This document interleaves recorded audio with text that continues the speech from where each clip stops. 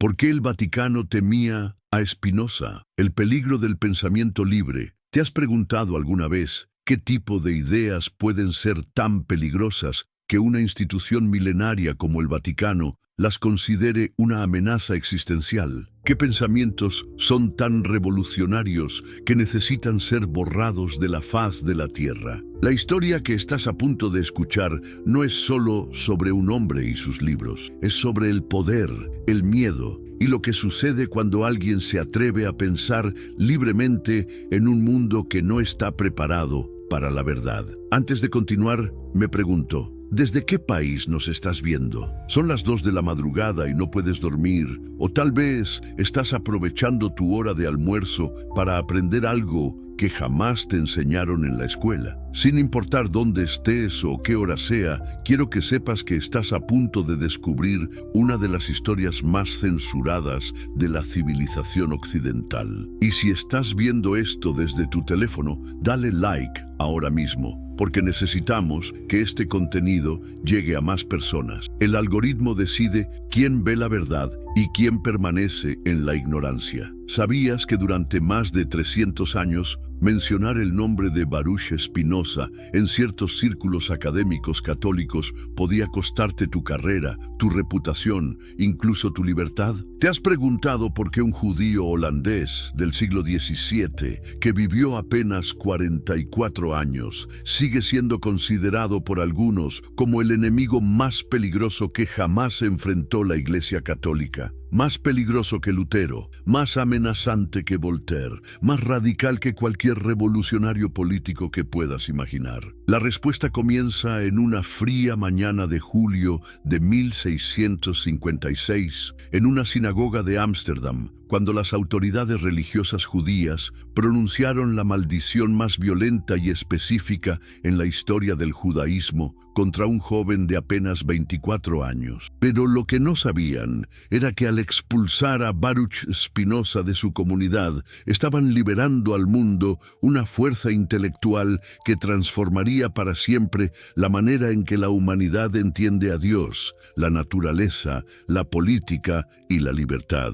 ¿Por qué el Vaticano consideró necesario incluir sus obras en el índice de libros prohibidos apenas 23 años después de su muerte? ¿Qué contenían esas páginas que mantuvo despiertos a los cardenales durante noches enteras, planificando estrategias para evitar que sus ideas se propagaran por Europa? La respuesta te va a sorprender, porque Spinoza no atacó directamente a la Iglesia Católica en sus escritos principales. Su arma fue mucho más sutil y devastadora. Utilizó la razón pura, la lógica matemática y el método geométrico para demostrar que todo el edificio teológico sobre el cual se construyó el poder papal era simplemente una ilusión. Imagínate por un momento la Europa del siglo XVII. ¿Puedes visualizar un continente donde la autoridad de la Iglesia Católica se extendía desde los palacios reales hasta las cabañas más humildes? Un mundo donde cuestionar la interpretación oficial de las Escrituras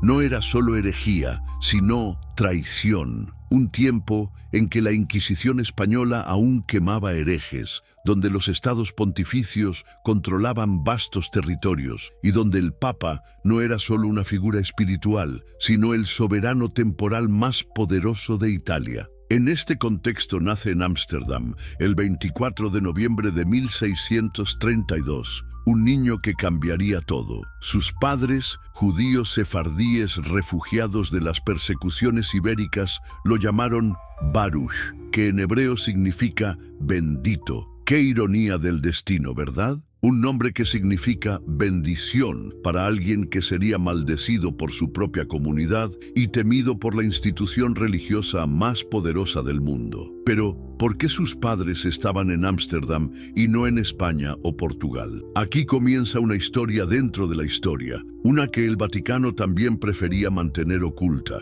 Los abuelos de Spinoza habían sido marranos, judíos forzados a convertirse al cristianismo durante la Inquisición española. ¿Puedes imaginar el trauma psicológico de ser obligado a renegar de tu fe, de tus tradiciones, de tu identidad bajo amenaza de muerte? Estas familias vivían una doble vida, cristianos en público, judíos en secreto, siempre con el terror de ser descubiertos. La familia Espinosa, el apellido original antes de que Baruch lo latinizara a Espinosa, había escapado primero a Portugal, luego a los Países Bajos, buscando esa tolerancia religiosa que Ámsterdam ofrecía a los refugiados. ¿Pero era realmente libre esta comunidad judía de Ámsterdam? La respuesta es compleja. Sí podían practicar su religión abiertamente, pero a cambio, las autoridades judías ejercían un control férreo sobre su comunidad, temerosas de que cualquier controversia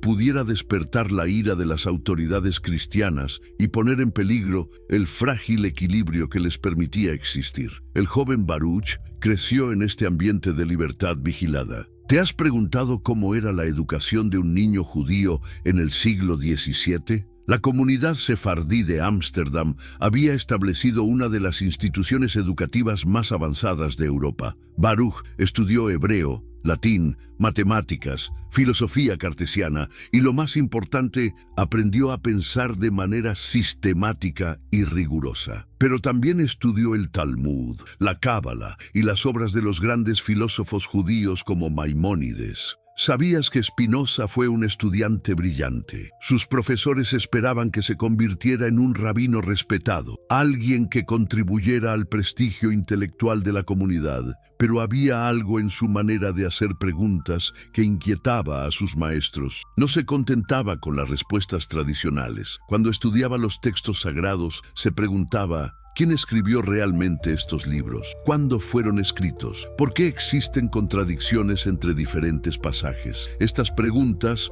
que hoy nos parecen naturales en cualquier estudio académico serio, eran revolucionarias en su época. ¿Por qué? Porque implicaban que los textos sagrados podían ser analizados como documentos históricos, sujetos a las mismas reglas de evidencia y lógica que cualquier otro texto antiguo. Esto era dinamita pura para cualquier autoridad religiosa, porque si la Biblia era un documento humano, sujeto a errores, interpolaciones y corrupciones, ¿qué pasaba con toda la estructura de autoridad que se basaba en su carácter divino e infalible? Pero las dudas de Spinoza no se limitaban a cuestiones textuales. A medida que profundizaba en su estudio de la filosofía cartesiana, comenzó a desarrollar ideas sobre la naturaleza de Dios que harían temblar los cimientos de toda teología tradicional. ¿Qué pasaría si Dios no fuera una persona ubicada en algún lugar del cielo, supervisando y juzgando a la humanidad? ¿Y si Dios fuera la propia naturaleza, operando según leyes necesarias e inmutables,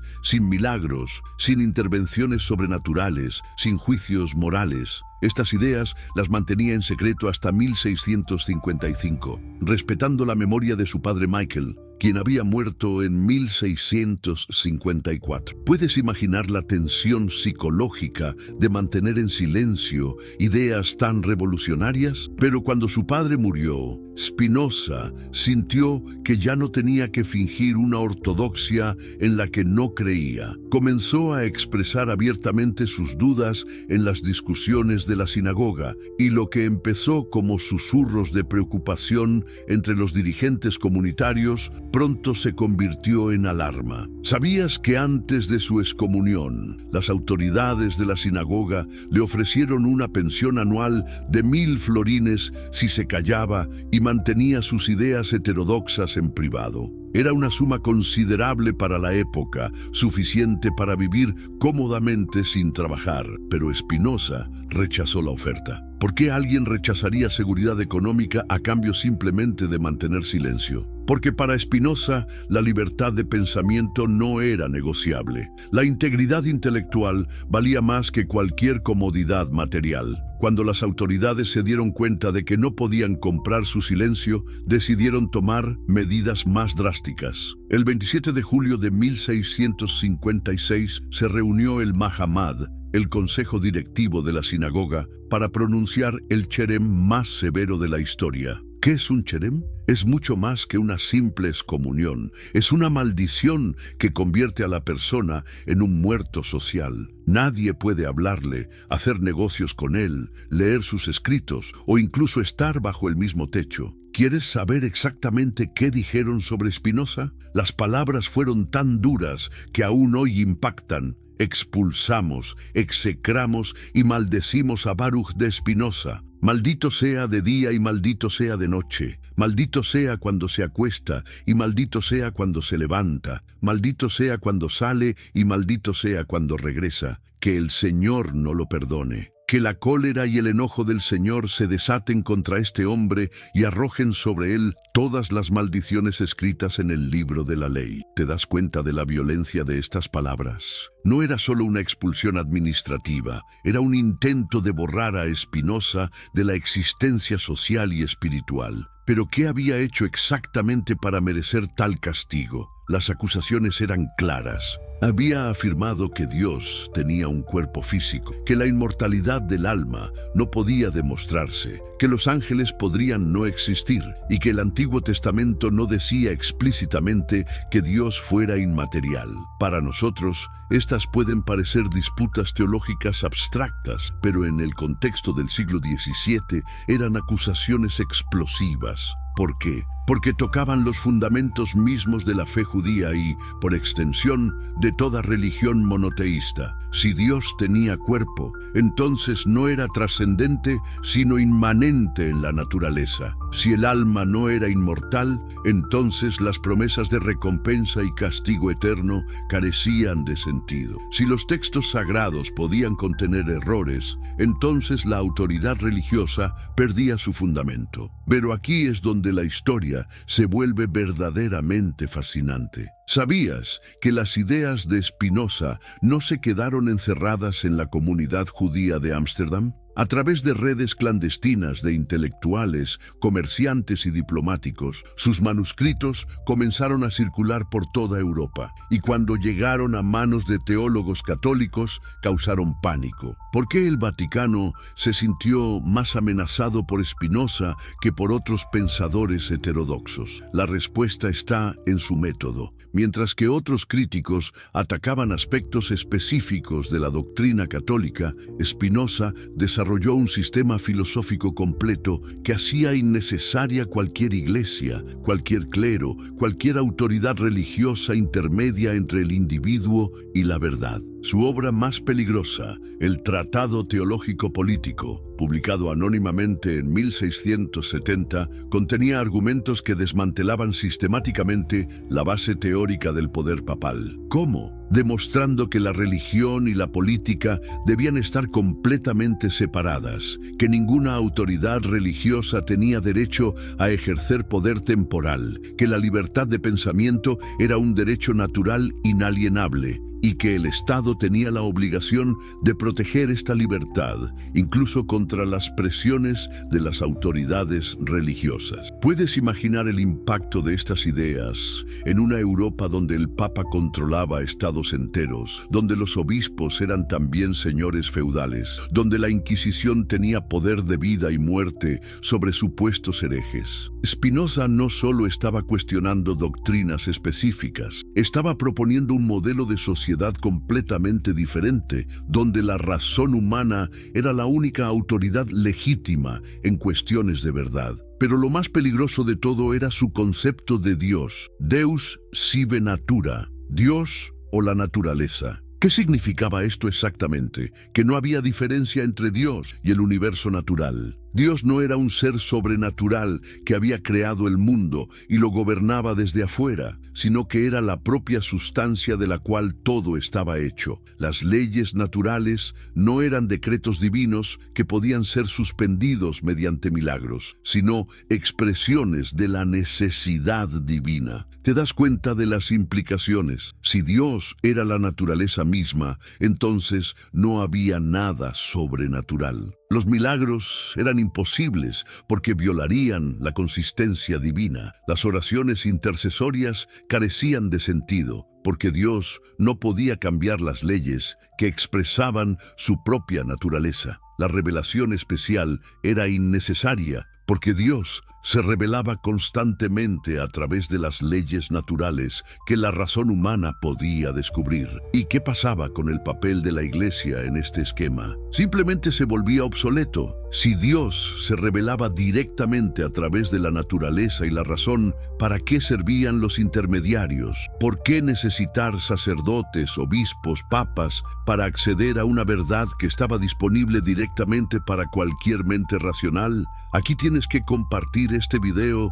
con alguien más. En serio, busca a un amigo, un familiar, alguien que creas que debería conocer esta historia. ¿Por qué? Porque durante siglos estas ideas han sido censuradas, distorsionadas o simplemente ignoradas. La historia que te están contando en las escuelas es incompleta. Te enseñan sobre Descartes y Leibniz, pero curiosamente omiten o minimizan a Spinoza. ¿Casualidad? Para nada. El miedo del Vaticano a Spinoza no era irracional. Sus ideas eran realmente revolucionarias, y no solo en el sentido intelectual. Tenían implicaciones políticas concretas que amenazaban el orden social existente. Si la autoridad religiosa perdía su fundamento teórico, ¿qué justificaba el poder de las monarquías absolutas que gobernaban por gracia divina? ¿Qué legitimaba los privilegios del clero y la nobleza? Spinoza no era solo un filósofo abstracto,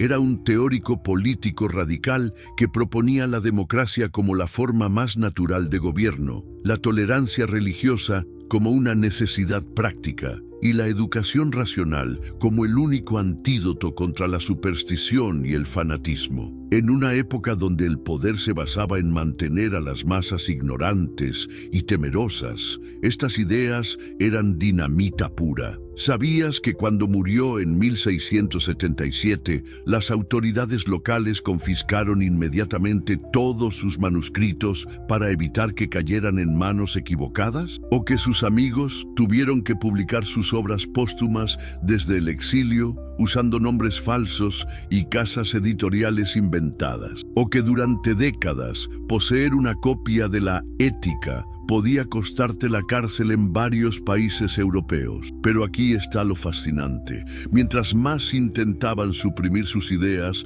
más se extendían. ¿Por qué? Porque Spinoza había tocado algo profundo en la psique europea. Su visión de un universo racional gobernado por leyes naturales comprensibles, donde la libertad humana se alcanzaba a través del conocimiento y no de la sumisión a autoridades arbitrarias, resonaba con el espíritu emergente de la Ilustración. Voltaire, aunque públicamente lo criticaba por ateo, secretamente estudió sus obras. Diderot y la Enciclopedia están llenos de ideas spinozianas apenas disimuladas. Los revolucionarios franceses encontraron en su defensa de la democracia y la separación de poderes las bases teóricas para derrocar el Ancien Régime. Los románticos alemanes vieron en su panteísmo una espiritualidad más auténtica que el cristianismo institucional. ¿Y sabes qué es lo más irónico? Muchas de las ideas que el Vaticano consideró tan peligrosas que merecían ser destruidas son ahora parte del sentido común occidental. La separación entre Iglesia y Estado, la libertad de conciencia, el método científico independiente de la teología, la interpretación histórico-crítica de los textos antiguos, la democracia como forma legítima de gobierno. Todas estas ideas, que hoy damos por sentado, fueron una vez tan revolucionarias que justificaron siglos de persecución. Pero la batalla no había terminado con la muerte de Spinoza. El Vaticano continuó su guerra contra sus ideas durante siglos. En 1679, apenas 2 años después de su muerte, todas sus obras fueron incluidas en el Índice de Libros Prohibidos, donde permanecieron hasta que este fue abolido en 1966.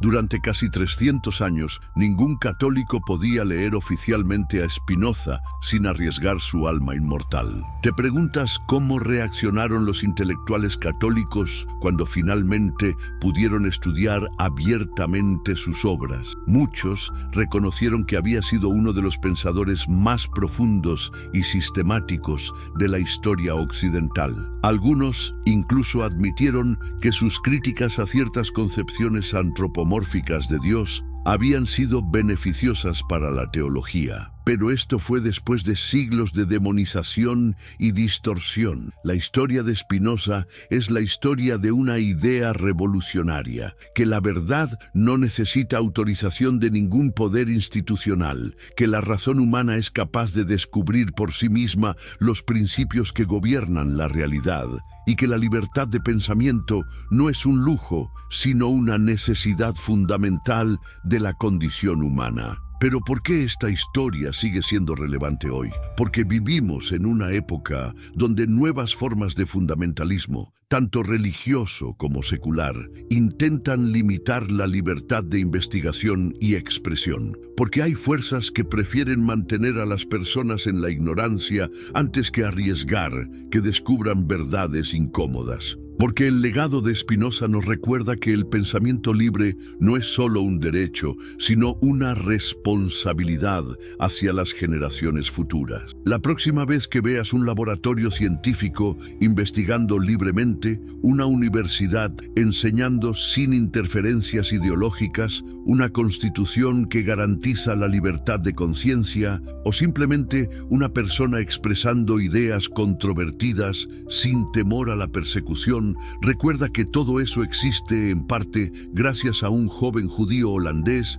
que prefirió la excomunión antes que la conformidad, el exilio antes que el silencio, la verdad antes que la comodidad. Su historia nos enseña que las ideas realmente peligrosas no son aquellas que atacan frontalmente al poder establecido, sino aquellas que hacen que ese poder se vuelva irrelevante al ofrecer una alternativa más racional, más humana, más libre. Y esa es una lección que trasciende cualquier época histórica específica. ¿Sabías que mientras hablamos, en algún lugar del mundo, alguien está descubriendo por primera vez las ideas que el Vaticano intentó borrar de la historia? Tal vez seas tú, viendo esto desde México a las 2 de la madrugada, o desde Argentina durante tu pausa de trabajo, o quizás desde Colombia mientras tomas tu café matutino. ¿De qué país nos estás viendo y a qué hora del día? Me encanta imaginar que estas palabras están llegando a personas de toda América Latina, despertando conciencias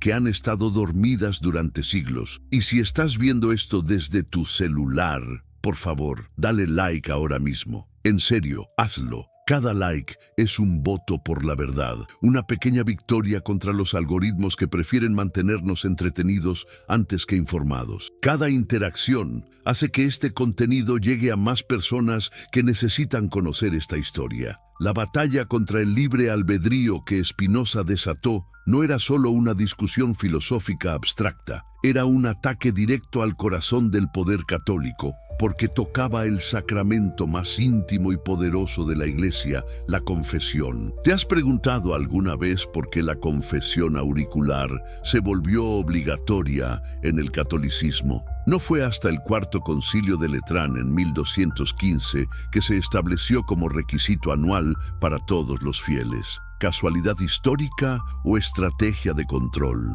Imagínate el poder que representaba para un sacerdote conocer los secretos más íntimos de reyes, nobles, comerciantes y ciudadanos comunes. La confesión no era solo un sacramento espiritual, era el sistema de inteligencia más sofisticado de la época medieval. Cada pecado confesado era información. Cada acto de contrición era un reconocimiento de dependencia. Cada absolución era una renovación del poder clerical sobre las conciencias individuales. Pero ¿qué pasaba si el libre albedrío era una ilusión? ¿Qué ocurría si los seres humanos no eran realmente libres para elegir entre el bien y el mal, sino que actuaban según causas naturales tan necesarias como las que gobiernan el movimiento de los planetas? Esta era la bomba filosófica que Spinoza había colocado en los cimientos del edificio católico, y sus ondas expansivas se sentían desde las cabañas más humildes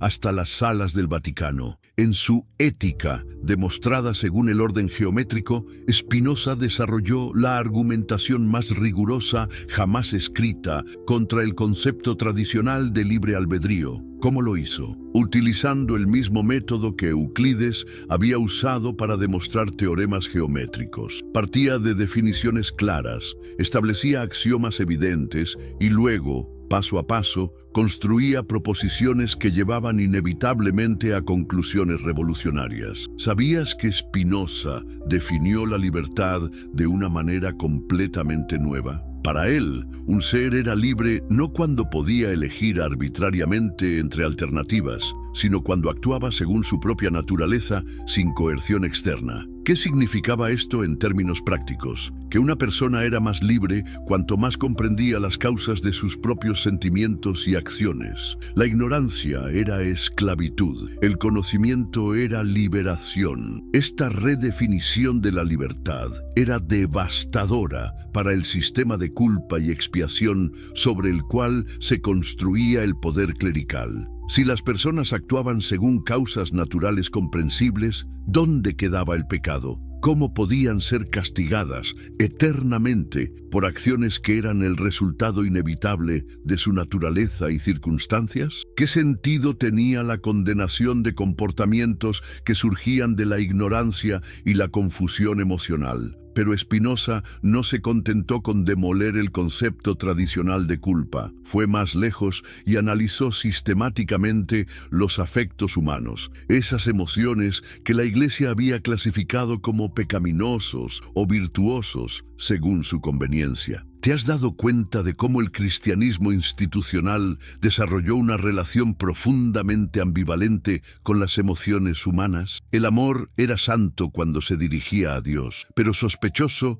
cuando se dirigía a otras personas. La ira era pecaminosa cuando surgía de la injusticia, pero santa cuando se dirigía contra los enemigos de la fe. Spinoza demostró que todas las emociones humanas seguían leyes naturales precisas. El miedo, la esperanza, la ira, el amor, la tristeza, la alegría, no eran misterios sobrenaturales, sino expresiones comprensibles de la interacción entre los seres humanos y su ambiente. ¿Qué implicaba esto? Que en lugar de reprimir o castigar las emociones, era necesario comprenderlas para poder transformarlas racionalmente. ¿Puedes imaginar cómo recibieron esta idea los confesores católicos que habían sido entrenados para ver en cada pasión humana una oportunidad para ejercer control espiritual? Durante siglos, la Iglesia había desarrollado una psicología del pecado extremadamente sofisticada. Había clasificado minuciosamente todos los deseos,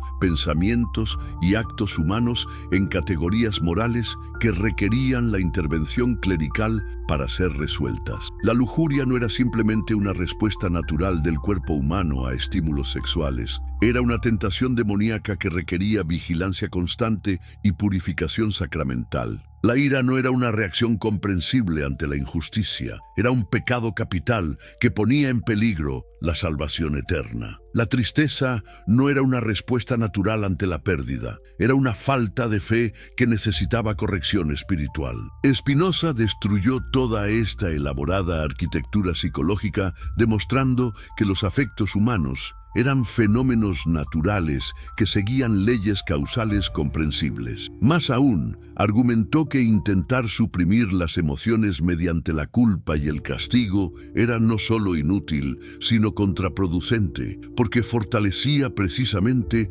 aquello que pretendía debilitar. ¿Has notado cómo funciona la psicología de la represión? Cuanto más te dices, no debo pensar en esto, más presente se vuelve ese pensamiento en tu mente. Cuanto más luchas contra una emoción, más fuerte se hace. Spinoza entendió este mecanismo psicológico 3 siglos antes de que Freud lo descubriera. Su solución era elegante en su simplicidad. Para liberarse de una emoción destructiva, había que comprenderla completamente y sustituirla por una emoción más fuerte y constructiva basada en el conocimiento. Esta aproximación terapéutica, por llamarla de alguna manera, representaba una amenaza existencial para todo el sistema de control emocional católico. ¿Para qué servían los sacerdotes si las personas podían liberarse de sus propios conflictos internos mediante el autoconocimiento racional? ¿Qué justificaba el poder clerical si la paz mental se alcanzaba a través de la comprensión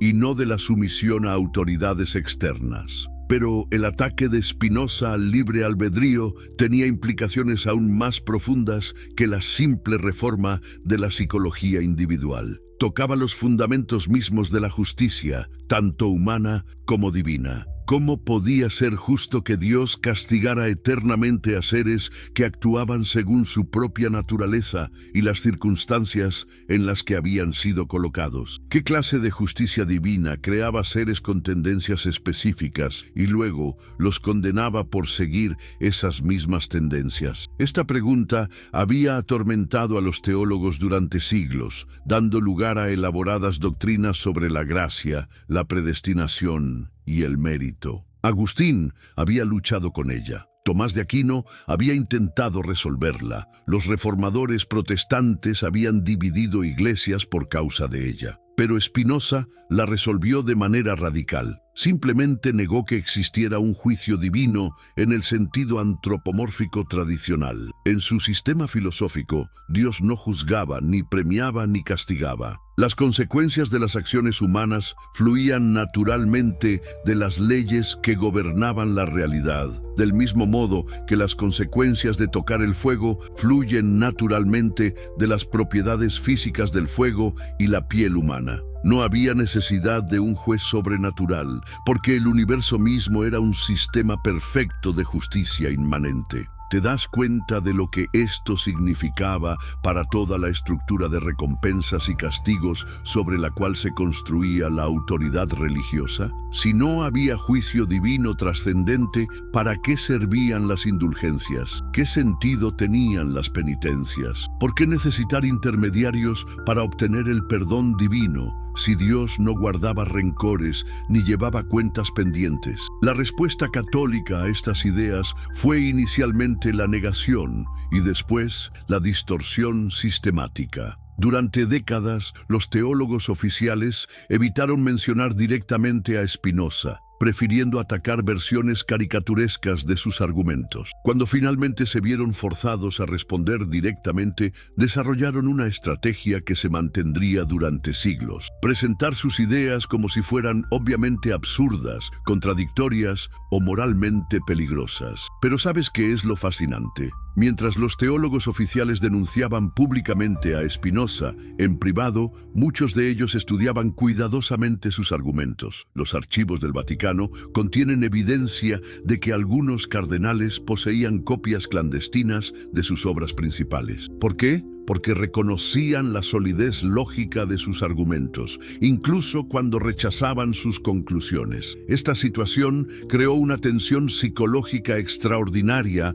en la élite intelectual católica. Por un lado, tenían que mantener públicamente doctrinas que sabían que eran vulnerables a las críticas spinozianas. Por otro lado, no podían ignorar la fuerza de sus argumentos sin arriesgar su propia integridad intelectual. El resultado fue una generación de teólogos que vivían una doble vida: ortodoxos en público, heterodoxos en privado. Ahora, comparte este contenido con alguien que conozcas. En serio, hazlo ahora. Esta no es solo información académica, es la historia de cómo se construye y se mantiene el poder a través del control de las ideas. Es la historia de cómo una sola mente libre puede amenazar sistemas enteros de dominación. Y es una historia que se repite una y otra vez a través de la historia humana. El análisis que Spinoza hizo de los afectos humanos no se limitaba a cuestiones psicológicas individuales. Tenía implicaciones políticas revolucionarias que tocaban directamente las estrategias de control social que habían sido perfeccionadas por las instituciones religiosas durante siglos. ¿Has pensado alguna vez en cómo las autoridades mantienen el poder sobre las masas? No es solo a través de la fuerza física, que es costosa y genera resistencia. Es a través del manejo sistemático de las emociones colectivas. Spinoza identificó 3 afectos principales que hacían a las personas susceptibles a la manipulación política y religiosa: el miedo, la esperanza y la ira. ¿Te suena familiar esta combinación? Es exactamente la fórmula que utilizan los demagogos de todas las épocas. Generan miedo hacia amenazas reales o imaginarias, ofrecen esperanza de protección o salvación y canalizan la ira popular hacia chivos expiatorios convenientes. La Iglesia Católica había perfeccionado esta técnica durante más de 1000 años. El miedo al infierno, la esperanza de la salvación y la ira dirigida hacia herejes, infieles y pecadores públicos. Esta trinidad emocional mantenía a los fieles en un estado de dependencia psicológica constante hacia la autoridad clerical. ¿Qué pastor no necesita ovejas asustadas? ¿Qué salvador no requiere almas perdidas? ¿Qué autoridad moral no se beneficia de tener enemigos claros contra los cuales dirigir la indignación popular? Pero Spinoza demostró que estos afectos pasivos no eran características permanentes de la naturaleza humana, sino respuestas condicionadas que podían ser transformadas mediante la educación y el conocimiento. Una persona que comprendía realmente las causas de sus miedos podía superarlos. Alguien que entendía las leyes naturales que gobernaban su destino no necesitaba esperanzas ilusorias. Un individuo que conocía las verdaderas causas de los problemas sociales no se dejaba manipular por campañas de odio dirigidas hacia grupos inocentes. Esta era la verdadera amenaza que representaba Spinoza para el poder establecido. No atacaba directamente a las autoridades, sino que hacía innecesaria su existencia al ofrecer a las personas herramientas para liberarse psicológicamente de la dependencia hacia líderes carismáticos, sean religiosos o políticos. ¿Sabías que Spinoza desarrolló lo que podríamos llamar la primera teoría científica de la manipulación de masas? En su Tratado Teológico Político, analizó meticulosamente cómo los líderes religiosos utilizaban la superstición para mantener el poder político. Su descripción de estos mecanismos es tan precisa que parece escrita para nuestro tiempo, con sus campañas mediáticas, sus influencers espirituales y sus movimientos populistas. Si los hombres pudieran dirigir todos sus asuntos según un criterio firme, escribió Spinoza, o si la fortuna les fuese siempre favorable, jamás serían víctimas de la superstición. Pero como se ven frecuentemente reducidos a tal extremo que no saben qué partido tomar, y como la fortuna incierta que tanto ambicionan los hace oscilar la mayoría de las veces entre la esperanza y el miedo, están siempre muy inclinados a creer cualquier cosa. ¿No es esto exactamente lo que vemos hoy? En tiempos de crisis económica, política o sanitaria, las personas se vuelven especialmente susceptibles a líderes que prometen soluciones simples a problemas complejos. Los evangelistas que prometen prosperidad a cambio de donaciones, los políticos que prometen restaurar una grandeza nacional mítica, los gurús espirituales que ofrecen enlightenment instantáneo a cambio de sumisión total. Spinoza entendió que la superstición no era un defecto accidental de la mente humana, sino una respuesta adaptativa a situaciones de incertidumbre e impotencia. Las personas desarrollan creencias irracionales cuando no tienen suficiente conocimiento para entender las verdaderas causas de sus problemas y suficiente poder para resolverlos racionalmente. En estas circunstancias, la superstición ofrece una ilusión de control y predicción que alivia temporalmente la ansiedad existencial. Pero aquí está lo genial de su análisis. Spinoza no se contentó con diagnosticar el problema. Propuso una solución práctica que amenazaba directamente los intereses de todas las élites que se beneficiaban del mantenimiento de la ignorancia popular. Su solución era la educación racional universal y la organización democrática de la sociedad. ¿Por qué la democracia? Porque en un sistema democrático genuino, las personas tienen poder real para influir en las decisiones que afectan sus vidas. Cuando tienes poder real, no necesitas poder mágico. Cuando puedes cambiar tu situación a través de la acción colectiva racional, no necesitas recurrir a rituales supersticiosos o a la intercesión de autoridades carismáticas. ¿Y por qué la educación racional? Porque cuando entiendes las verdaderas causas de los fenómenos sociales y naturales, no eres vulnerable a explicaciones sobrenaturales que sirven principalmente para justificar sistemas de poder injustos. Un campesino que entiende las causas reales de las malas cosechas no culpa a brujas ni paga por ceremonias mágicas. Un trabajador que comprende los mecanismos económicos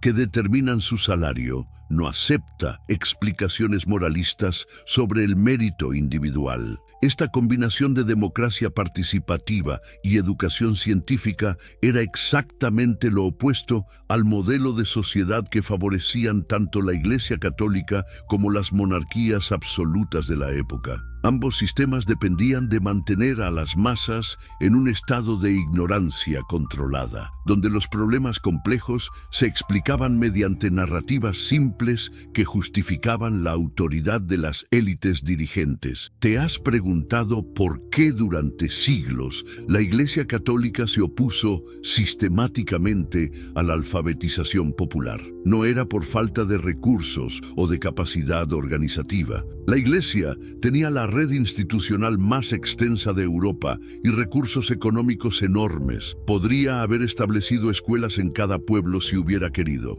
¿Por qué no lo hizo hasta que se vio forzada por la competencia protestante y después por los estados seculares? La respuesta es que la ignorancia popular era funcional para el mantenimiento del poder clerical. Un campesino que no sabía leer dependía completamente del sacerdote para conocer el contenido de las escrituras. Una persona que no conocía otros idiomas no podía acceder a fuentes de información alternativas. Alguien que no tenía educación matemática básica no podía evaluar críticamente las explicaciones ofrecidas por las autoridades sobre fenómenos naturales. Spinoza amenazaba este sistema porque demostraba que la ignorancia no era un estado natural inevitable de las masas populares, sino una condición artificialmente mantenida por sistemas educativos diseñados para producir obediencia en lugar de comprensión crítica. Su visión de una sociedad de ciudadanos educados, capaces de pensar independientemente y participar efectivamente en decisiones colectivas, era la pesadilla de cualquier élite que dependiera del engaño sistemático para mantener sus privilegios. Pero las ideas de Spinoza sobre los afectos humanos tenían implicaciones aún más radicales. No solo explicaban cómo las autoridades manipulaban a las masas, también mostraban cómo las propias autoridades eran víctimas de los mismos mecanismos psicológicos que utilizaban para controlar a otros. Los papas, cardenales, reyes y nobles también actuaban movidos por miedos, esperanzas y pasiones que no comprendían completamente. Esta era una perspectiva revolucionaria porque humanizaba completamente a las figuras de autoridad. No eran representantes especiales de la voluntad divina, ni seres superiores dotados de sabiduría sobrenatural. Eran simplemente seres humanos ordinarios que habían conseguido posiciones de poder y utilizaban ese poder para satisfacer sus propias necesidades psicológicas de seguridad, reconocimiento y control. ¿Puedes imaginar cómo recibió esta idea una institución que había construido toda su legitimidad sobre la premisa de que sus líderes tenían acceso privilegiado a la verdad divina? La doctrina de la infalibilidad papal, formalizada mucho después, pero implícita desde siglos antes, dependía de mantener la ilusión de que el Papa era cualitativamente diferente de otros seres humanos cuando ejercía su autoridad magisterial.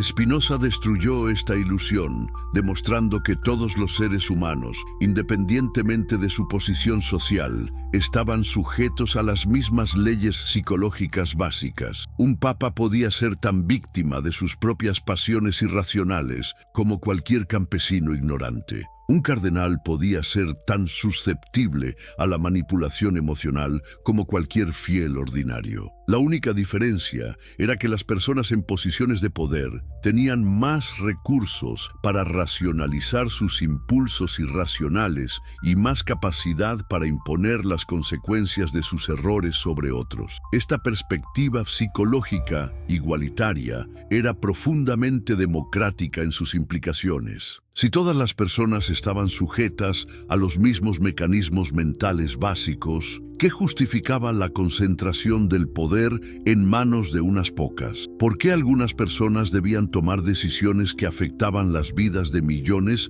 mientras que otras debían obedecer sin cuestionar? La respuesta tradicional había sido que las autoridades tenían acceso a fuentes de sabiduría no disponibles para las masas: revelación divina, tradición ancestral, educación superior, experiencia gubernamental. Pero Spinoza demostró que todas estas supuestas fuentes de autoridad eran en realidad formas disfrazadas de ignorancia sistemática. La revelación divina era interpretación humana de experiencias naturales. La tradición ancestral era acumulación de errores no corregidos. La educación superior era frecuentemente adoctrinamiento en prejuicios sofisticados. La experiencia gubernamental era práctica en técnicas de manipulación y engaño. ¿Qué quedaba entonces como fuente legítima de autoridad? Solo la razón humana aplicada sistemáticamente al estudio de la realidad,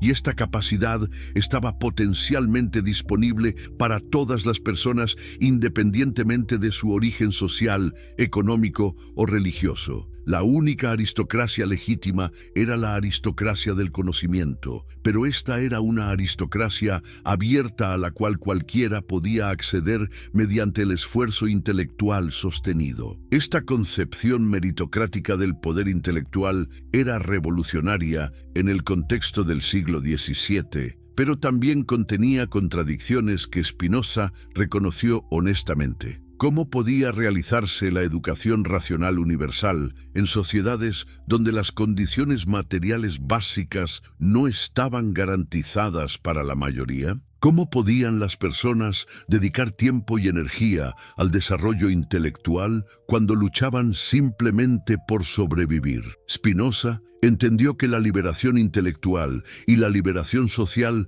estaban inextricablemente conectadas. Una sociedad justa no era solo aquella donde las personas tenían derechos políticos formales, sino donde tenían las condiciones materiales y educativas necesarias para ejercer esos derechos de manera significativa. No bastaba con proclamar la libertad de pensamiento si las personas no tenían acceso a libros, tiempo libre para estudiar o recursos para sostener controversias intelectuales con las autoridades establecidas. Esta comprensión de las condiciones sociales necesarias para la libertad intelectual llevó a Spinoza a desarrollar ideas económicas que eran tan radicales como sus ideas religiosas y políticas. Argumentó que una sociedad realmente racional necesitaba garantizar no solo la supervivencia física de todos sus miembros, sino también su capacidad para participar activamente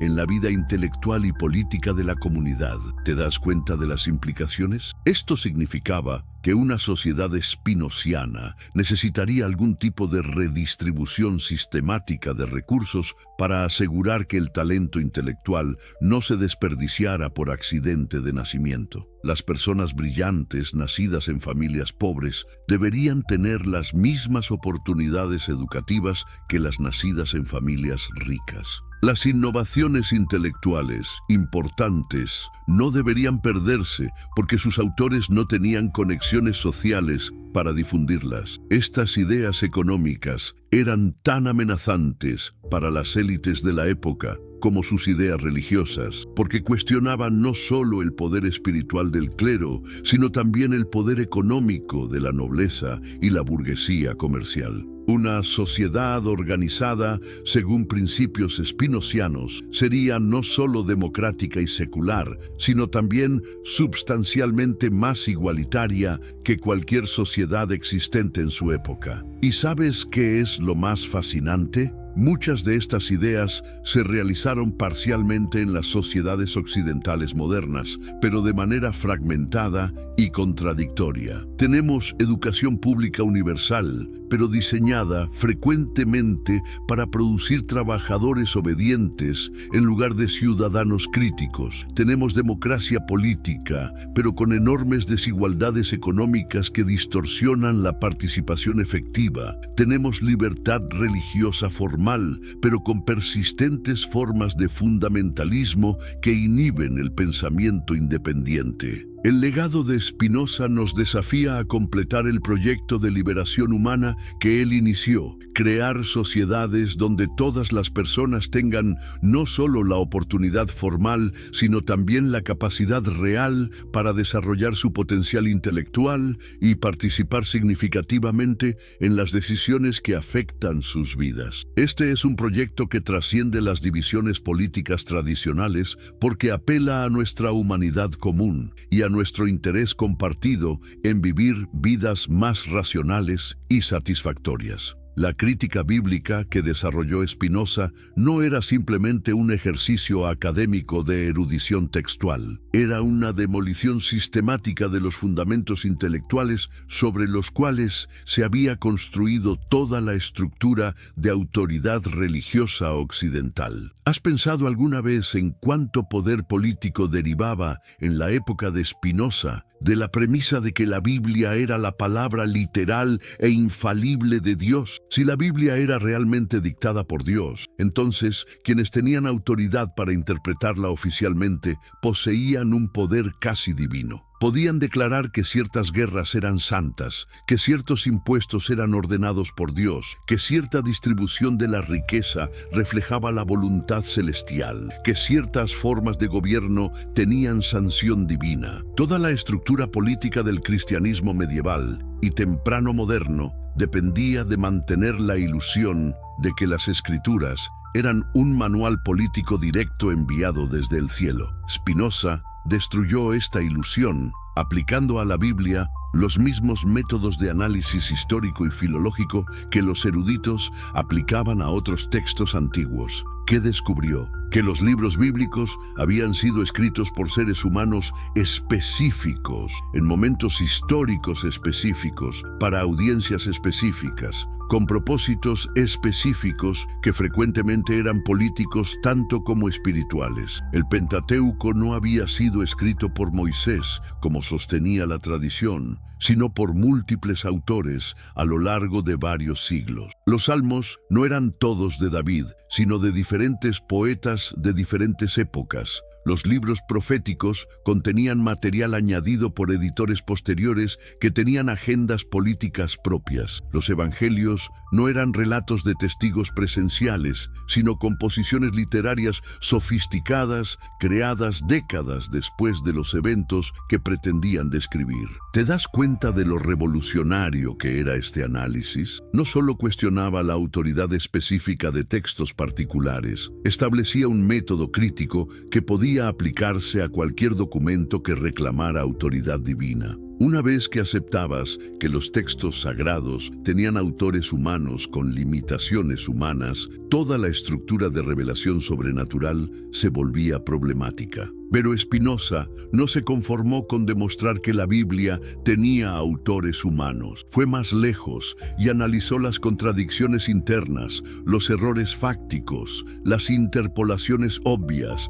y los desarrollos doctrinales que revelaban la evolución histórica de las creencias religiosas. Demostró que muchas ideas que los cristianos consideraban eternamente reveladas eran en realidad innovaciones teológicas relativamente recientes. ¿Sabías que el concepto de inmortalidad personal del alma, tan central al cristianismo posterior, está prácticamente ausente de los textos hebreos más antiguos? ¿O que la doctrina de la Trinidad no aparece explícitamente en ningún texto bíblico y requiere interpretaciones extremadamente sofisticadas para ser derivada de pasajes ambiguos? ¿O que muchos de los atributos divinos que los teólogos consideraban fundamentales son contradichos por otros pasajes bíblicos que presentan a Dios de maneras muy diferentes? diferentes? Estas observaciones no eran simples notas eruditas al pie de página, eran evidencia sistemática de que los textos bíblicos reflejaban la evolución histórica del pensamiento religioso humano en lugar de revelar verdades eternas e inmutables dictadas por una mente divina perfecta. Si Dios realmente hubiera dictado estos libros, no habría evitado las contradicciones, los errores geográficos y históricos, las repeticiones innecesarias y los desarrollos doctrinales inconsistentes. La respuesta católica a estas críticas fue inicialmente ignorarlas, después ridiculizarlas y finalmente desarrollar apologéticas cada vez más sofisticadas que requerían verdaderas contorsiones intelectuales para mantener la doctrina tradicional de inspiración bíblica. Los teólogos comenzaron a distinguir entre diferentes tipos y grados de inspiración, entre verdad religiosa y verdad histórica, entre el mensaje espiritual y los detalles culturales contingentes. Pero estas distinciones, aunque intelectualmente respetables, minaban efectivamente la base sobre la cual se había construido la autoridad clerical tradicional. Si los textos bíblicos requerían interpretación sofisticada para distinguir entre elementos divinos y humanos, entonces la interpretación se volvía más importante que el texto mismo. Y si la interpretación era un arte humano sujeto a error y revisión, ¿qué justificaba el monopolio interpretativo reclamado por las autoridades eclesiásticas? Spinoza anticipó esta evolución y propuso una alternativa radical: democratizar completamente la interpretación bíblica. En lugar de reservar la exégesis para especialistas entrenados en seminarios controlados por la jerarquía religiosa, sugirió que cualquier persona con educación adecuada podía aplicar métodos críticos racionales para entender el significado histórico de los textos antiguos. Esta propuesta no era solo democrática, era también metodológicamente superior. ¿Por qué? Porque eliminaba los sesgos doctrinales que distorsionaban la interpretación cuando era controlada por instituciones que tenían intereses creados en mantener ciertas conclusiones. Un erudito independiente podía seguir la evidencia textual donde quiera que llevara, sin preocuparse por las implicaciones para la autoridad institucional. Pero ¿qué pasaba con las personas que no tenían educación suficiente para realizar este tipo de análisis crítico? Spinoza tenía una respuesta pragmática. Para propósitos de orientación moral y espiritual, los textos bíblicos contenían un mensaje central simple que cualquier persona podía entender sin necesidad de intermediarios teológicos. Este mensaje era esencialmente ético: amar a Dios y al prójimo, practicar la justicia, buscar la paz, cultivar la compasión. Todo lo demás, las genealogías complejas, las regulaciones rituales detalladas, las especulaciones cosmológicas, las controversias doctrinales, era material histórico específico que reflejaba las circunstancias culturales de los autores bíblicos, pero no constituía revelación divina universalmente vinculante. Una persona podía vivir una vida completamente moral y espiritual sin conocer los detalles de la ley mosaica o las sutilezas de la cristología paulina. Esta distinción entre el núcleo ético universal y los elementos culturales contingentes de la religión bíblica era potencialmente devastadora para las instituciones religiosas tradicionales porque eliminaba la necesidad de la mayoría de sus funciones especializadas. ¿Para qué servían los teólogos si la verdad religiosa esencial estaba disponible directamente para cualquier persona de buena voluntad? ¿Qué justificaba las jerarquías eclesiásticas si no había misterios doctrinales complejos que requirieran interpretación autorizada? Pero Spinoza fue aún más lejos. No solo democratizó la interpretación bíblica, también relativizó históricamente todas las formas específicas de religión organizada. Demostró que el judaísmo, el cristianismo y el islam eran desarrollos históricos contingentes que reflejaban las circunstancias culturales específicas de sus fundadores y primeros seguidores, no revelaciones finales de verdades eternas. Esto no significaba que estas tradiciones religiosas carecieran de valor. Al contrario, cada una había contribuido al desarrollo moral y espiritual de la humanidad, pero ninguna tenía derecho exclusivo a la verdad y ninguna estaba exenta de crítica racional o reforma histórica. Todas eran expresiones humanas de la búsqueda universal de significado, justicia y trascendencia. Esta perspectiva comparativa e histórica sobre la religión era quizás la más amenazante de todas las ideas espinocianas, porque relativizaba las afirmaciones absolutistas de todas las instituciones religiosas existentes. Si el cristianismo era simplemente una de las muchas tradiciones religiosas humanas que justificaba los privilegios especiales reclamados por las iglesias cristianas, si la Biblia era simplemente uno de los muchos textos antiguos que contenían sabiduría moral, ¿por qué debería tener autoridad legal o política sobre sociedades que también habían sido influenciadas por otras tradiciones intelectuales? La respuesta de Spinoza fue clara. Ninguna tradición religiosa específica debería tener poder político en sociedades pluralistas, donde coexistían personas con diferentes creencias y valores. El Estado debía ser neutral en cuestiones religiosas, protegiendo la libertad de todas las tradiciones legítimas, pero sin favorecer a ninguna. La autoridad política debía derivar del consentimiento racional de los ciudadanos, no de supuestas revelaciones divinas interpretadas por élites religiosas. Esta separación radical entre autoridad religiosa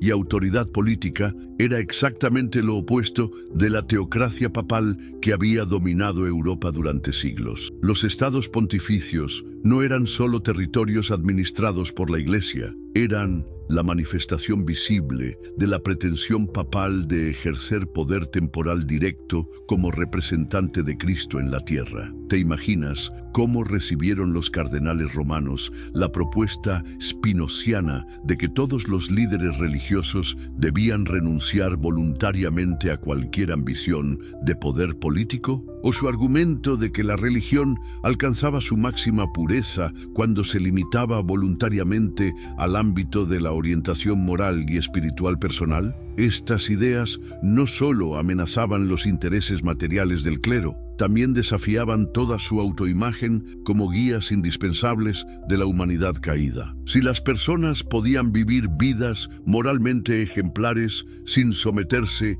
a autoridades religiosas institucionales, ¿qué papel quedaba para las iglesias en la sociedad moderna? La respuesta de Spinoza era que las instituciones religiosas podían desempeñar funciones valiosas: educación moral, apoyo comunitario, expresión artística y ritual, exploración espiritual, pero solo si renunciaban a sus pretensiones de autoridad política y se sometían a la crítica racional igual que cualquier otra institución humana. Esta visión de la religión como una dimensión legítima pero limitada de la experiencia humana, sujeta a evaluación ética y revisión histórica, eventualmente se convirtió en el consenso liberal occidental. Pero en el siglo XVII era una idea tan radical que justificaba, en opinión de muchos, la supresión violenta de quienes la defendían. El hecho de que estés viendo esto ahora, probablemente en un país donde la libertad religiosa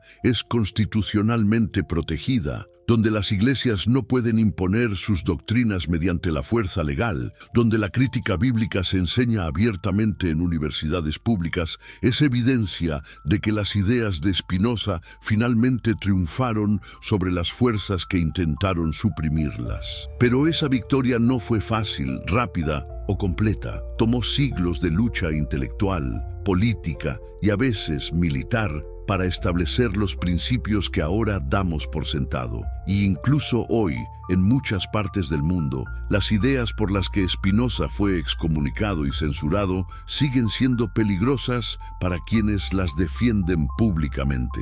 La historia de Spinoza nos recuerda que la libertad de pensamiento no es un regalo que las autoridades conceden generosamente a los ciudadanos agradecidos. Es una conquista que cada generación debe defender activamente contra fuerzas que prefieren la conformidad a la creatividad, la ortodoxia a la originalidad, el control a la libertad. ¿Desde qué país nos estás viendo en este momento? ¿Es de noche o día donde te encuentras? Tal vez estés en México esperando que termine tu jornada laboral, o quizás en Argentina durante tu descanso de la tarde, o desde Colombia mientras tomas tu café matutino. Sin importar dónde estés, quiero que sepas que estás a punto de descubrir cómo un pensador del siglo XVII se convirtió en el arquitecto silencioso del mundo moderno que habitamos. Y si estás viendo esto desde tu celular, por favor, dale like ahora mismo. Cada interacción es un voto por la verdad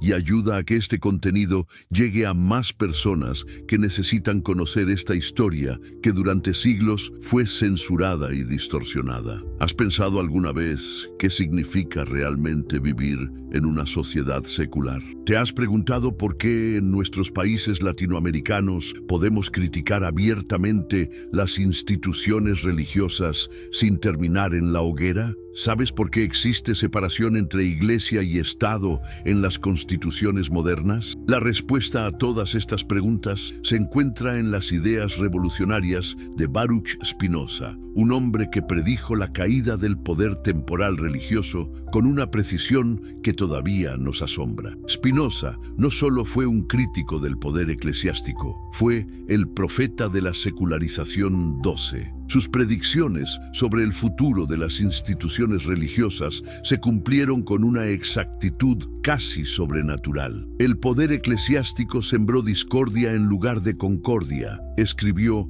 en su Tratado Teológico Político. ¿Y acaso no vemos hoy cómo las divisiones religiosas siguen siendo fuente de conflictos en muchas partes del mundo? Cuando Spinoza analizó las estructuras de poder de su época, identificó con precisión quirúrgica los mecanismos que llevarían inevitablemente al declive de la autoridad papal en asuntos temporales. ¿Cómo pudo un hombre del siglo XVII anticipar transformaciones que tomarían siglos en materializarse? La respuesta está en su comprensión profunda de las contradicciones internas del sistema teocrático. ¿Sabías que Spinoza fue el primero en articular sistemáticamente la idea de que una sociedad realmente racional necesitaba garantizar no solo la supervivencia física de todos sus miembros, sino también su capacidad para participar activamente en la vida intelectual y política de la comunidad?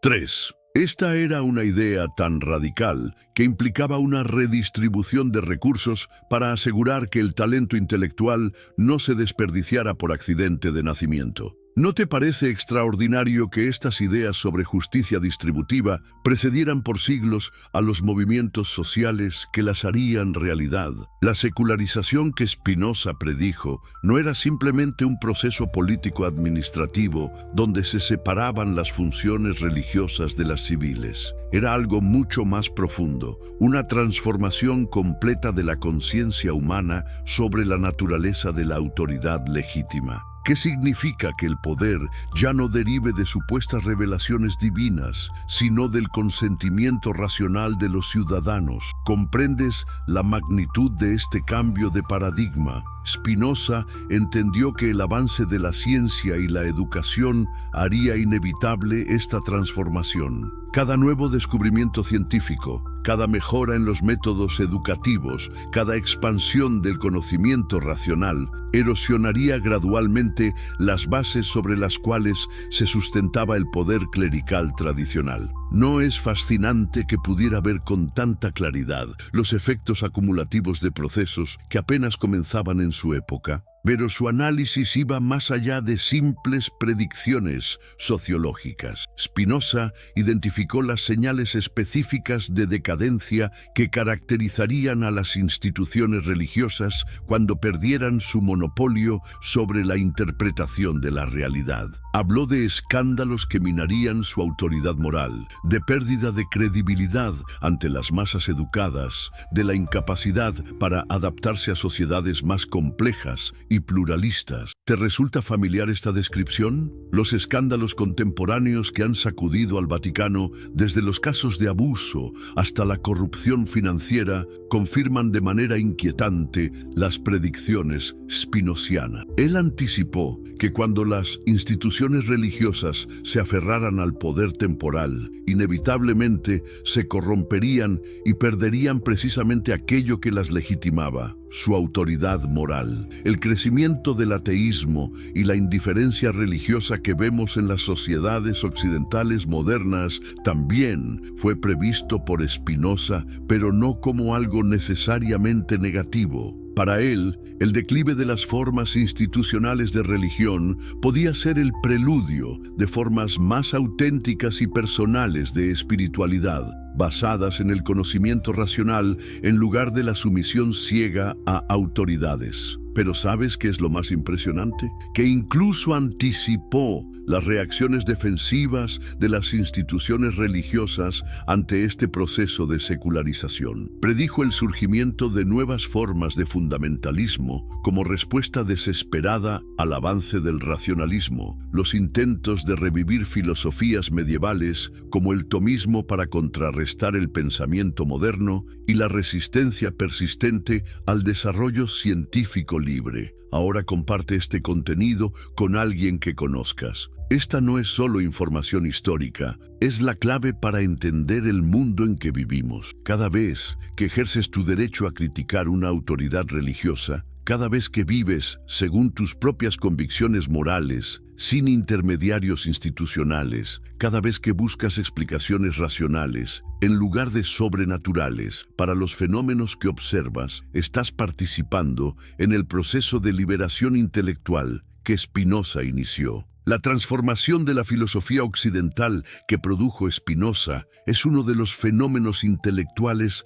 más extraordinarios de la historia humana. ¿Cómo puede una sola mente cambiar la dirección de todo el pensamiento de una civilización? La respuesta está en que Spinoza no inventó ideas de la nada, sino que articuló sistemáticamente intuiciones y tendencias que ya estaban presentes en la cultura europea, pero de manera fragmentada y contradictoria. Su método geométrico de demostración filosófica inspiró directamente el desarrollo del idealismo alemán. Cuando Kant escribió sobre los límites de la razón pura, estaba respondiendo implícitamente a los desafíos planteados por Spinoza sobre la capacidad de la mente humana para conocer la totalidad de la realidad.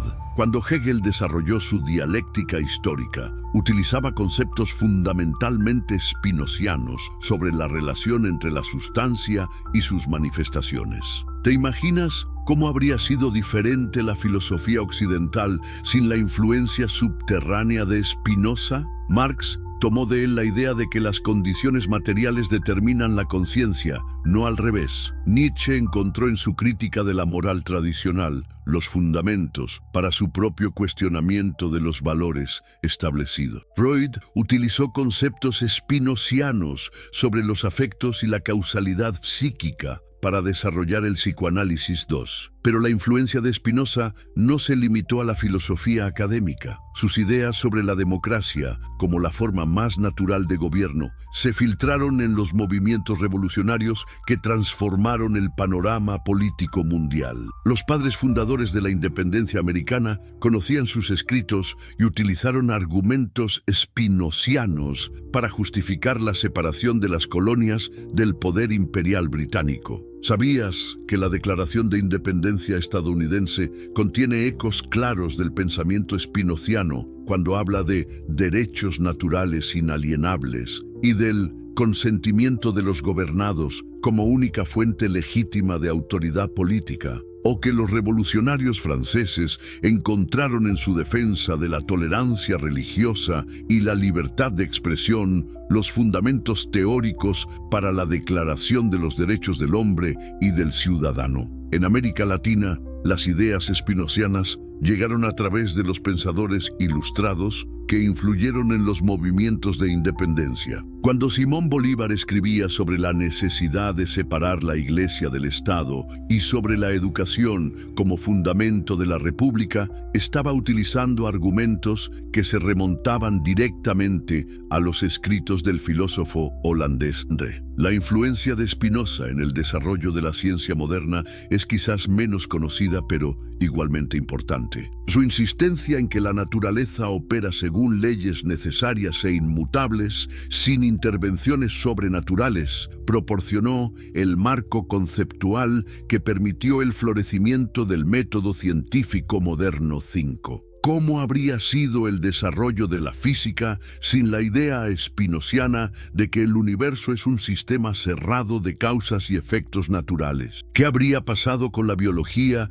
sin su concepto de que los organismos vivos son expresiones complejas de las mismas leyes que gobiernan toda la naturaleza? ¿Podría haberse desarrollado la psicología científica sin su análisis de las emociones como fenómenos naturales comprensibles? Einstein, quien conocía bien la obra de Spinoza, reconoció explícitamente su deuda intelectual con el filósofo holandés. Su famosa afirmación de que Dios no juega dados era esencialmente una reformulación moderna del determinismo spinociano. Su búsqueda de una teoría unificada de la realidad física estaba inspirada por la visión spinociana de la naturaleza como una sustancia única que se expresa a través de múltiples atributos.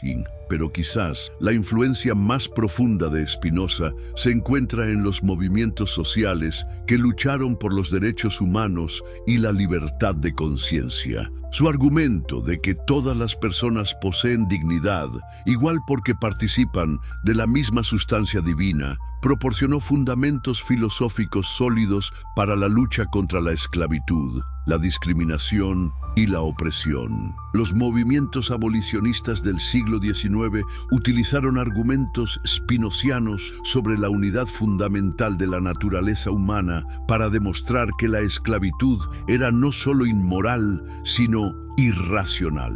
Los movimientos por los derechos civiles del siglo XX encontraron en su defensa de la democracia participativa las bases teóricas para exigir inclusión política plena. ¿Te has preguntado por qué las ideas de igualdad de género, que parecen tan naturales a las generaciones actuales, fueron tan revolucionarias hace apenas un siglo? Parte de la respuesta está en que la cultura occidental tuvo que asimilar primero las ideas spinocianas sobre la igualdad fundamental de todos los seres racionales, independientemente de las diferencias accidentales de género, raza o clase social.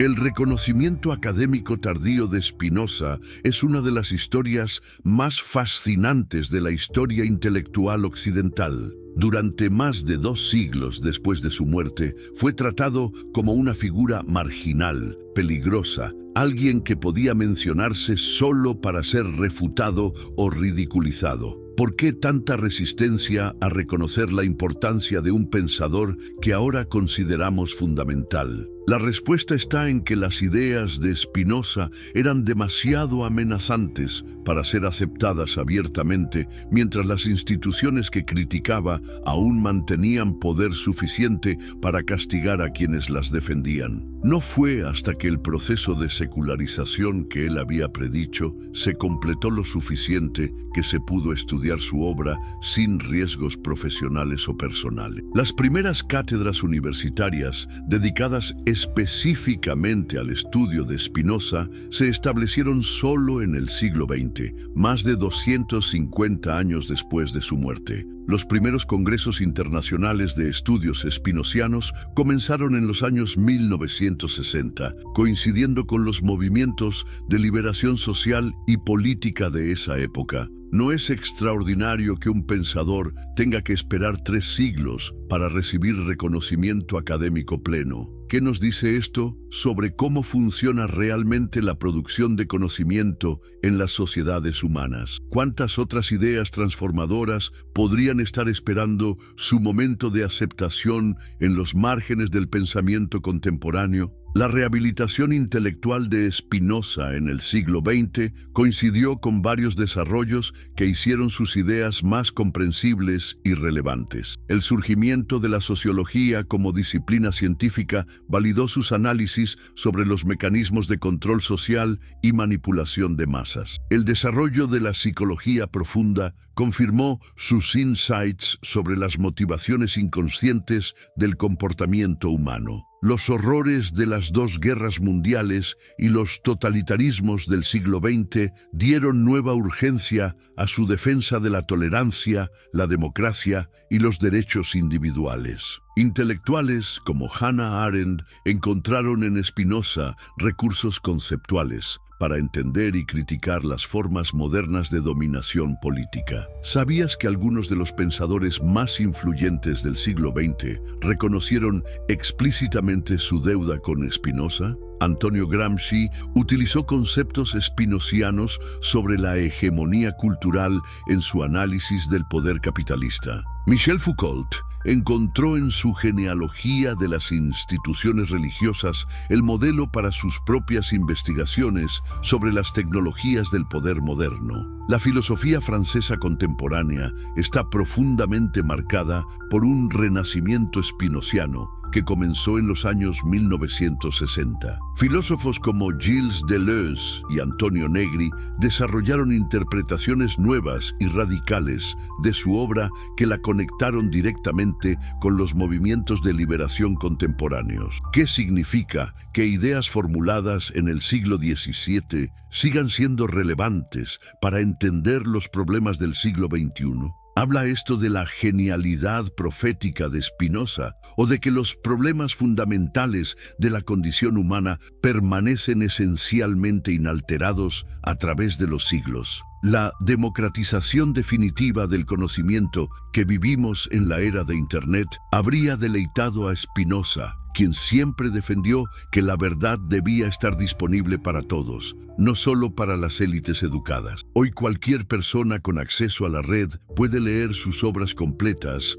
en traducciones modernas, participar en discusiones académicas sobre su pensamiento y contribuir al desarrollo de la investigación spinoziana II. Esta democratización del acceso al conocimiento es quizás la realización más completa de los ideales spinozianos. Él creía que una sociedad verdaderamente racional sería aquella donde todas las personas tuvieran oportunidades reales para desarrollar su potencial intelectual y participar en la búsqueda colectiva de la verdad. ¿Te das cuenta de que cuando utilizas Internet para investigar un tema que te interesa, cuando participas en debates online sobre cuestiones políticas o filosóficas, cuando compartes información que consideras importante con tu red social, estás participando en exactamente el tipo de sociedad democrática del conocimiento que Spinoza imaginó, pero nunca pudo ver realizada? La popularización de conceptos spinozianos en la cultura contemporánea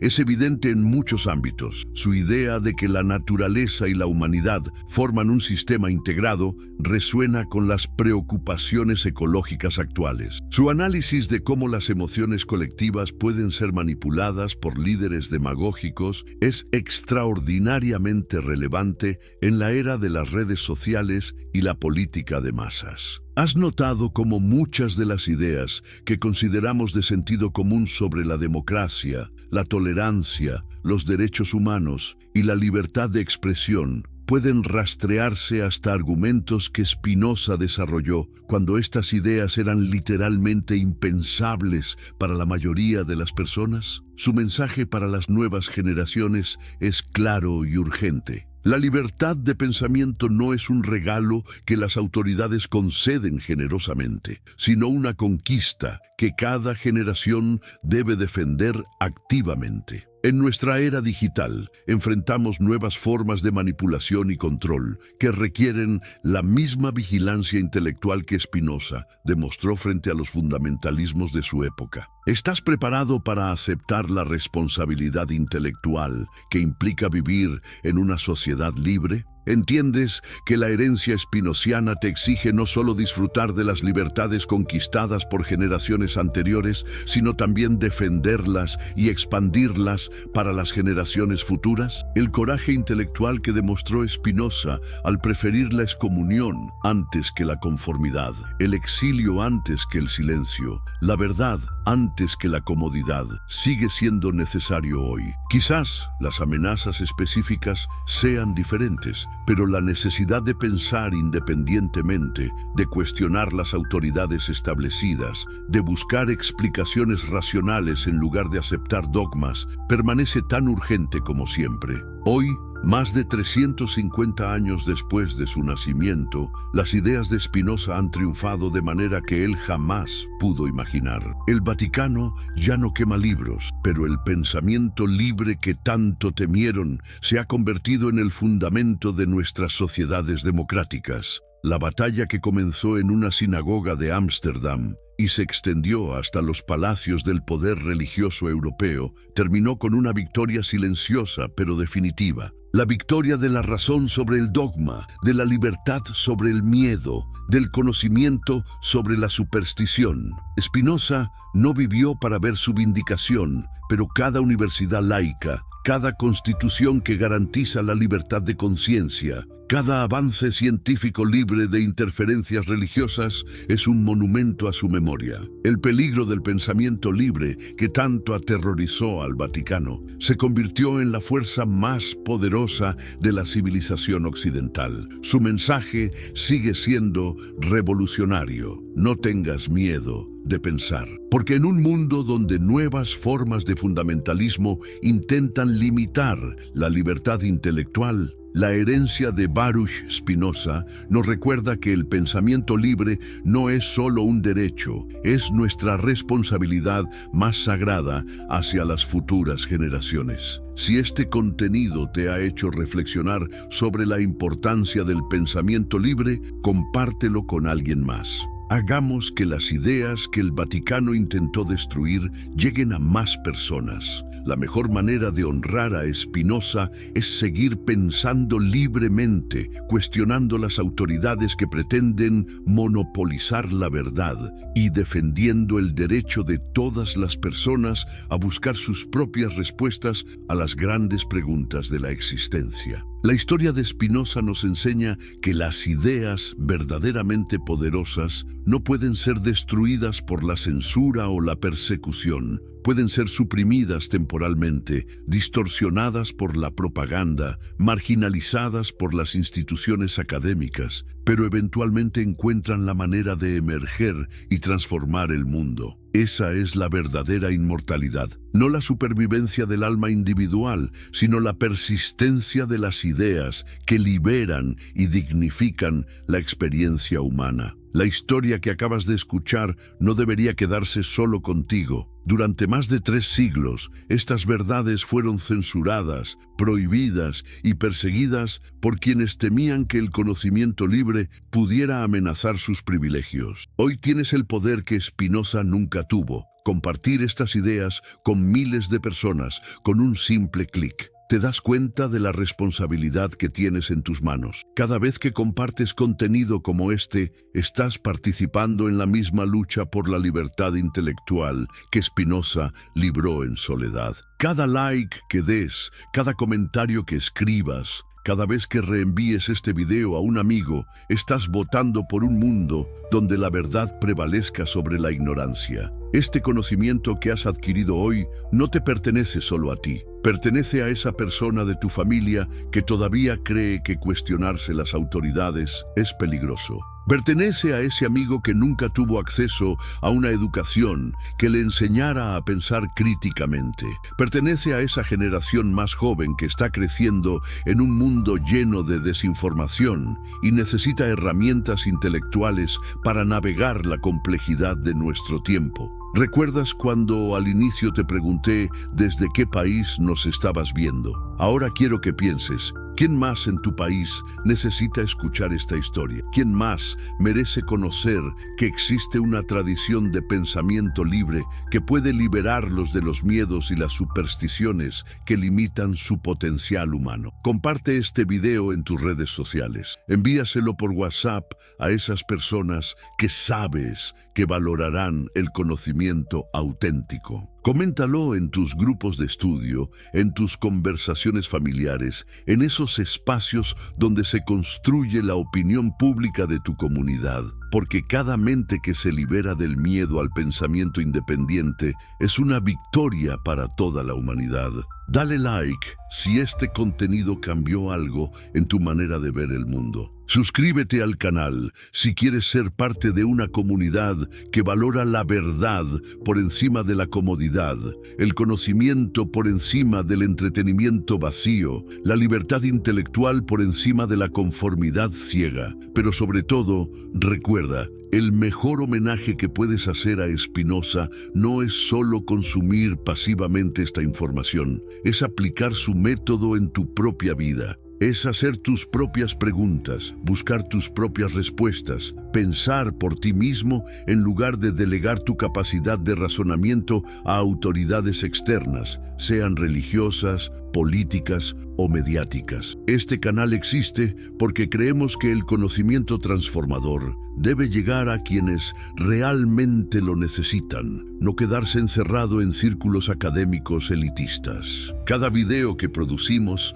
es un acto de rebeldía contra la ignorancia programada, contra la educación que enseña qué pensar en lugar de cómo pensar. Tu apoyo hace posible que sigamos investigando esas historias que prefieren mantener ocultas, que sigamos desenmascarando las estrategias de control que operan en nuestras sociedades, que sigamos proporcionando las herramientas intelectuales que necesitas para vivir como un ser humano verdaderamente libre. El legado de Spinoza vive cada vez que alguien se atreve a pensar independientemente. Vive cada vez que alguien rechaza aceptar explicaciones simplistas para problemas complejos. Vive cada vez que alguien defiende el derecho de otros a expresar ideas controvertidas. Vive cada vez que compartes conocimiento que puede liberar mentes y dignificar vidas. No permitas que esta historia termine aquí. Hazla viral. Conviértela en tema de conversación en tu entorno. Utiliza las ideas